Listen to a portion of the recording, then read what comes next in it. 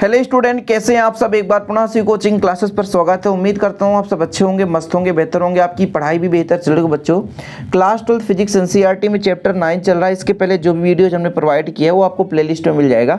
Chapter 9 में प्रकाश का परावर्तन खंड समाप्त हो गया, अब बर्तन वाला भाग स्टार्ट है, जिसमें आज हम देखेंगे अपवर्तनांक के प्रकार और अपवर्तनांक की निर्भरता, यानी प्रभावित करने वाले कारक किन किन पर निर्भर करता है। चलिए शुरू करते हैं बच्चों।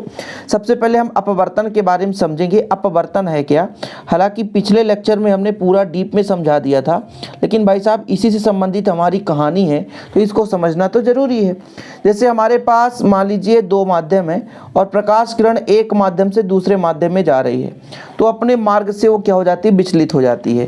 जैसे मैंने कहा ये आपका वायु है बच्चों, ठीक है, ये वायु है और मान लीजिए इधर जल है, तो ये आपका है विरल है। जल से विरल है कि नहीं, मतलब इसका घनत्व तो कम है, और ये आपका सघन है, मतलब इसका घनत्व तो अधिक है। अब जब कोई प्रकाश किरण विरल से चलती है और सघन में जाती है, तो मान के चलते हैं आपतन कोण का मान आई है, तो ये अभिलंब की ओर झुक जाएगा बच्चों, आर, मतलब यहाँ पर आई का मान अधिक होगा आर से। ये क्यों? क्योंकि विरल माध्यम से सघन माध्यम में प्रकाश किरण गई है। तो जब प्रकाश किरण वायु अर्थात विरल माध्यम से सघन में माध्यम में जाती है तो आपके अभिलंब की ओर झुकता है। मान के चलता हूँ ये अभिलंब है MN, ठीक है, ये आपका P था, Q पर आपतित हुआ, R दिशा पे चला गया, तो प्रकाश किरण PQ इस सतह पर आपतित हुई है और अपवर्तन के फलस्वरूप दूसरे माध्यम में चली गई। यह परिघटना प्रकाश का अपवर्तन कहलाता है। मतलब जब प्रकाश किरण एक माध्यम से दूसरे माध्यम में जाती है तो अपने मार्ग से विचलित हो जाती है। यह परिघटना प्रकाश का अपवर्तन कहलाती है। यहाँ पर अभी आप लोग थोड़ा सा समझो कि प्रकाश किरण PQ आई है बच्चों और यहाँ से दूसरे माध्यम में चली गई। अब यहाँ पर आपतन कोण और अपवर्तन कोण यहाँ पर I और R है क्रमशः। इसी को लेकर के दूसरा नियम, जिसे स्नेल का नियम कहते हैं, उसी से अपवर्तनांक निकल कर आता है कि साइन I और साइन R का अनुपात, मतलब आपतन कोण की ज्या और अपवर्तन कोण की ज्या में एक अनुपात होता है, जिसे हम एक माध्यम के सापेक्ष दूसरे माध्यम का अपवर्तनांक कहते हैं। ठीक है, स्नेल का नियम आप लोगों ने पढ़ लिया। स्नेल का नियम मतलब अपवर्तन का दूसरा नियम। अपवर्तन के दो नियम में पहला नियम ये है कि आपतित किरण, ये आपतित किरण है, ये अपवर्तित किरण है, और अभिलंब तल का पृष्ठ सब कुछ एक ही समतल पर स्थित होता है बच्चों। ठीक है, ये आप लोगों ने पढ़ा है। अब आपतन कोण की ज्या और अपवर्तन कोण की ज्या में एक निश्चित अनुपात होता है। जैसे मान के चलें आपतन कोण की ज्या आपका बच्चों साइन I हो जाएगा और ये हो जाएगा साइन R हो जाएगा। इसी को बोलते हैं हम क्या, अपवर्तनांक, पहले के सापेक्ष दूसरे का अपवर्तनांक। ओके, तो ये आपका अपवर्तनांक शब्द स्नेल के नियम से दिया गया। मतलब अपवर्तन में जो अपवर्तनांक किसने बताया, तो हमारे स्नेल साहब थे, जो कि डच वैज्ञानिक थे। 1621 में इन्होंने अपवर्तन का दूसरा नियम दिया, उन्हीं के आधार पर यह अपवर्तनांक हुआ। अब अपवर्तनांक को दो भागों में बांटा गया, एक तो आपका बच्चों निरपेक्ष अपवर्तनांक और दूसरा आपका सापेक्ष अपवर्तनांक। निरपेक्ष अपवर्तनांक का मतलब कब हम किसके सापेक्ष करेंगे, वायु और एक दूसरा कोई और माध्यम हो सकता है, मतलब निर्वात या वायु हो। एक माध्यम तो हमारा निर्वात या वायु हो, यानी प्रकाश किरण जब वायु या निर्वात से दूसरे माध्यम प्रवेश करेगी तब वहां पर निरपेक्ष अपवर्तनांक मानेंगे। और यदि प्रकाश किरण कांच से जल में गया, एक माध्यम से दूसरे माध्यम में गया, तो वहां पे सापेक्ष अपवर्तनांक कहेंगे। बाकी अपवर्तनांक वही है, आपतन कोण की ज्या और अपवर्तन कोण की ज्या का अनुपात। ठीक है, फिर से समझो, निरपेक्ष अपवर्तनांक सापेक्ष अपवर्तनांक कब कहलाएगा, इन दोनों में थोड़ा सा डिफरेंस है।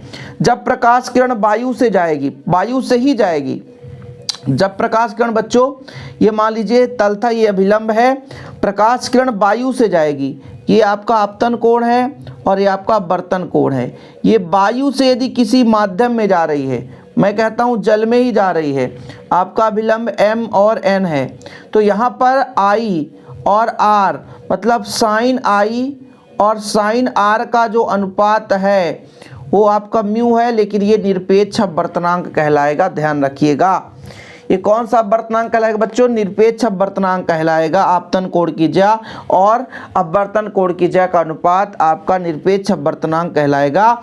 लेकिन कब, जब प्रकाश किरण वायु या निर्वात से किसी माध्यम में प्रवेश करेगी तब वो आपका कहलाएगा बच्चों निरपेक्ष अपवर्तनांक। लेकिन वहीं पे यदि हम इसका थोड़ा सा अलग वर्जन ले लें कि प्रकाश किरण एक माध्यम से दूसरे माध्यम में जाए। बच्चों यहाँ पे हमने कहा जल है और जल से कांच में, तब ये भी आपका एक माध्यम हो गया, वायु या निर्वात नहीं है, ये भी एक आपका माध्यम हो गया। तो यहाँ पर जो अपवर्तनांक आएगा वो सापेक्ष अपवर्तनांक कहलाएगा। प्रकाश किरण ऐसे आई ऐसे चली गई, आई था ये आर था। तो जब प्रकाश किरण एक माध्यम से दूसरे माध्यम में जाएगी तो वहां पे अपवर्तनांक सापेक्ष अपवर्तनांक कहलाएगा। और निरपेक्ष अपवर्तनांक कब कहलाता बच्चों? जब प्रकाश किरण वायु या निर्वात से किसी माध्यम में जाती है तो आपका निरपेक्ष अपवर्तनांक कहलाता है। ठीक है बच्चों, ये आप लोग परिभाषा समझ लिए होंगे। यहाँ पर आप देख सकते हैं, यदि वायु या निर्वात में प्रकाश की चाल और माध्यम की प्रकाश की चाल के अनुपात को उस माध्यम का निरपेक्ष अपवर्तनांक कह सकते हैं, तो बिल्कुल कह सकते हैं। C/V हम कह सकते हैं, क्योंकि यहाँ पर बोला ही गया भाई साहब कि जब प्रकाश किरण वायु या निर्वात से किसी माध्यम में प्रवेश करती है तो वायु या निर्वात के सापेक्ष उस माध्यम के अपवर्तनांक को निरपेक्ष अपवर्तनांक, मतलब वायु के सापेक्ष हम जब निकालते हैं तो निरपेक्ष अपवर्तनांक कहलाता है, और जब एक माध्यम के सापेक्ष दूसरे माध्यम के निकालते हैं तो सापेक्ष अपवर्तनांक कहलाता है। समझ गए बच्चों? किसी माध्यम का अपवर्तनांक जब हम वायु के सापेक्ष निकालते हैं तो निरपेक्ष अपवर्तनांक कहलाता है, और जब एक माध्यम के सापेक्ष दूसरे माध्यम का निकालते हैं तो सापेक्ष अपवर्तनांक कहलाता है। ओके, आप लोगों को नोट डाउन करना तो कर सकते हैं कि जब कोई प्रकाश किरण एक माध्यम से दूसरे माध्यम प्रवेश करती है तो पहले माध्यम के सापेक्ष दूसरे माध्यम के अपवर्तनांक को सापेक्ष अपवर्तनांक कहते हैं। ओके बच्चों, कोई दिक्कत तो नहीं है, नोट डाउन कर लें आप लोग। यहाँ पर यदि मान के चलते हैं प्रकाश की चाल पहले माध्यम में और दूसरे माध्यम प्रकाश के चाल को अनुपात ले ले तो भी आपका सही है। यानी प्रकाश का चाल मान लीजिए एक माध्यम में V1 है और दूसरे माध्यम में V2 है, तो दोनों का अनुपात भी आपका सापेक्ष अपवर्तनांक कहलाएगा।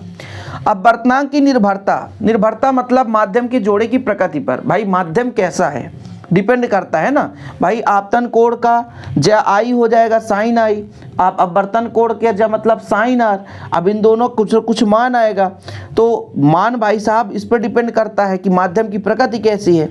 विरल माध्यम के सापेक्ष सघन माध्यम का अपवर्तनांक 1 से अधिक होता है, किंतु सघन माध्यम के सापेक्ष विरल माध्यम का अपवर्तनांक 1 से कम होता है। वैसे भी विरल माध्यम में साइन आई का मान अधिक होगा, जब अधिक होगा तो मान भी अधिक होगा, तो 1 से अधिक ही होगा। और वहीं पे सघन माध्यम में साइन आई का मान कम होगा, तो फिर वहाँ पे एक थोड़ा सा कम हो जाता है। थोड़ा आपको समझा देता हूँ। यहाँ पर देखिए, जब हम बात करते हैं बच्चों सघन से विरल या विरल से सघन, मान लीजिए ये आपका विरल है, ठीक है। यहाँ पे साइन आई, ये आई का मान अधिक है और आर का मान कम है। जब ऊपर का मान अधिक होता है, ऊपर का मान अधिक होता है तो 1 से अधिक मान आएगा। वहीं पे जब इसका उल्टा कर देंगे कि मान लीजिए सघन से, तो फिर आई का मान कम होगा और आर का मान अधिक हो जाएगा। आई का मान क्या हो जाएगा? कम, आर का मान अधिक हो जाएगा। तो जब साइन आई का मान कम हो गया और साइन आर का मान अधिक हो गया, इसका मान कम है तो 1 से कम आएगा। वही चीज़ बोला गया है कि माध्यम की जोड़े की प्रकृति पर भी डिपेंड करता है। यदि प्रकाश किरण सघन माध्यम, यदि प्रकाश किरण विरल से सघन माध्यम में जाएगा, विरल से सघन, तो विरल ऊपर है, साइन आई का मान अधिक है इसलिए 1 से अधिक होगा। वहीं पे जब सघन माध्यम से विरल माध्यम में जाए तो 1 से कम होता है बच्चों। माध्यम के घनत्व पर, जिस माध्यम का प्रकाशिक घनत्व अधिक होता है उसका अपवर्तनांक भी थोड़ा सा अधिक होता है। प्रकाश के रंग पर भी डिपेंड करता है। आप लोगों ने रेले जीन का नियम पढ़ा होगा, ठीक है। प्रकाश का तरंगदैर्ध्य कम होने पर अपवर्तनांक का मान अधिक होगा, क्योंकि अपवर्तनांक के व्युत्क्रमानुपाती होता है, अपवर्तनांक के घात की व्युत्क्रमानुपाती होता है। तो तरंगदैर्ध्य कम होगा तो अपवर्तनांक अधिक होगा, ठीक है। तरंगदैर्ध्य अधिक होने पर अपवर्तनांक कम हो जाता है। अगला है बच्चों माध्यम के ताप पर। माध्यम का ताप बढ़ाने पर माध्यम के पदार्थ घनत्व तो कम हो जाता है, अपवर्तनांक कम हो जाता है। भाई वैसे भी किसी पदार्थ को आप गर्म करोगे तो उसके जो अवयवी कण हैं तो दूर दूर जाते हैं, इस कारण से उसका घनत्व तो कम हो जाता है। और जैसे ही घनत्व तो कम होगा तो अपवर्तनांक भी थोड़ा सा कम हो जाएगा। तो अपवर्तनांक की निर्भरता 4 कंडीशन, माध्यम के जोड़े की प्रकृति पर, विरल के सापेक्ष सघन का अपवर्तनांक 1 से अधिक और सघन के सापेक्ष विरल का अपवर्तनांक 1 से कम। घनत्व अधिक है, प्रकाशिक घनत्व अधिक है तो फिर अपवर्तनांक अधिक होगा, पहले ही बता दिया। और ताप जैसे बढ़ाया घनत्व कम हुआ तो अपवर्तनांक भी कम हो जाता है। तरंगदैर्ध्य अधिक होने पर प्रकाश का अपवर्तनांक कम होगा और तरंगदैर्ध्य कम है तो प्रकाश का अपवर्तनांक अधिक होगा। अब यहाँ से बच्चों ऑब्जेक्टिव क्वेश्चन पूछ लिया जाता है, लोगों को समझ में नहीं आता है। जैसे ऑब्जेक्टिव क्वेश्चन कैसे भी पूछ दिया जाएगा कि जिस पदार्थ, मतलब ऐसा पूछ दिया जाएगा कि तरंगदैर्ध्य का अपवर्तनांक में क्या प्रभाव पड़ता है, 1 नंबर में पूछ दिया जाएगा। तो आप लोग कह सकते हैं तरंगदैर्ध्य अधिक होने पर अपवर्तनांक कम होता है और तरंगदैर्ध्य कम होने पर अपवर्तनांक अधिक होता है। यदि हम माध्यम के ताप को बढ़ाएं तो अपवर्तनांक में क्या परिवर्तन होगा। प्रश्न का तरीका समझो। प्रश्न ऑब्जेक्टिव ऐसे क्वेश्चन पूछ दिए जाते हैं, फिर लोग सोचते हैं कि सर ये प्रश्न कभी हमने पढ़ा ही नहीं, कहाँ से आ गया। तो यदि किसी माध्यम का ताप बढ़ाते हैं बच्चों तो उसका घनत्व तो कम होता है, फलस्वरूप अपवर्तनांक भी क्या हो जाता है, कम हो जाता है। और यदि किसी माध्यम का घनत्व अधिक है तो अपवर्तनांक क्या होगा, अधिक होगा। खाली स्थान में आ गया कि माध्यम का प्रकाशिक घनत्व अधिक होने से उसका अपवर्तनांक होता है तो क्या होता है, अधिक होता है। यदि माध्यम का ताप बढ़ाने से उसके अपवर्तनांक में परिवर्तन होता है तो कम हो जाता है। ऐसे ऑब्जेक्टिव क्वेश्चन घुमाकर पूछ दिया जा सकता है। तो उम्मीद करता हूं बच्चों आप अपवर्तनांक समझ गए होंगे। वीडियो पसंद है तो लाइक करके शेयर कर दें। ऐसे वीडियो पाने के लिए चैनल को सब्सक्राइब कर लें। डिस्क्रिप्शन पे ऐप का लिंक मिल जाएगा बच्चों, हमारे ऐप को डाउनलोड कर लें। यदि इसका हैंड रिटन नोट्स लेना है तो कॉन्टैक्ट नंबर आप ले लीजिए 9685299149 9685299149 9685299149। इस नंबर पर आप कॉन्टैक्ट करके नोट्स ले सकते हैं। ओके बच्चों, आज के लिए इतना ही। जय हिंद, वंदे मातरम।